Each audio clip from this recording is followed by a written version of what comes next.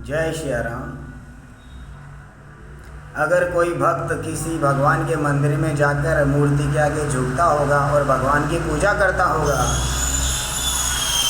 तो किसी को ये नहीं समझ लेना चाहिए कि भाई ये क्या कर रहा है, ये पत्थर के आगे झुक रहा है।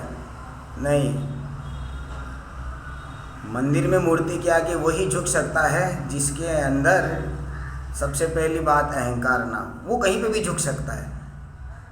वो मूर्ति के सामने तो क्या, वो किसी पेड़ के सामने, किसी पशु के सामने, किसी जीव जंतु प्राणी, पहाड़ पेड़ पौधे, किसी के सामने भी झुक सकता है जिसके अंदर झुकने की कला आ गई। फिर मूर्ति क्या है? पहली बात तो ये। दूसरी ये बात है, जो मूर्ति सही में, जो मंदिर में जाके जो मूर्ति के आगे झुकता होगा उसके उसमें प्राण बसते होंगे, और उसके उसमें प्राण बसते हैं तो ही इतना उससे लगाव है तो बार बार वहाँ जाकर उसके आगे झुकता है। उसको मजाक मत समझ लेना। मूर्ति पूजा ऐसा समझ लो कि अपने ही प्राणों की पूजा है, गुणों की पूजा है।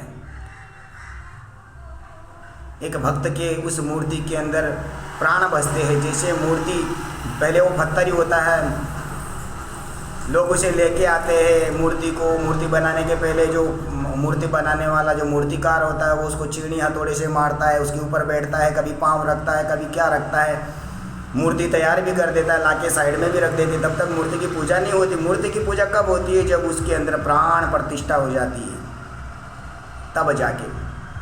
और प्राण प्रतिष्ठा कैसी होती है? इस ब्रह्मांड के अंदर जो चैतन्य ऊर्जा व्यापक मंत्रों के माध्यम से उसका आह्वान करके उसको प्रतिष्ठित किया जाता है, उसका नाम प्राण प्रतिष्ठा।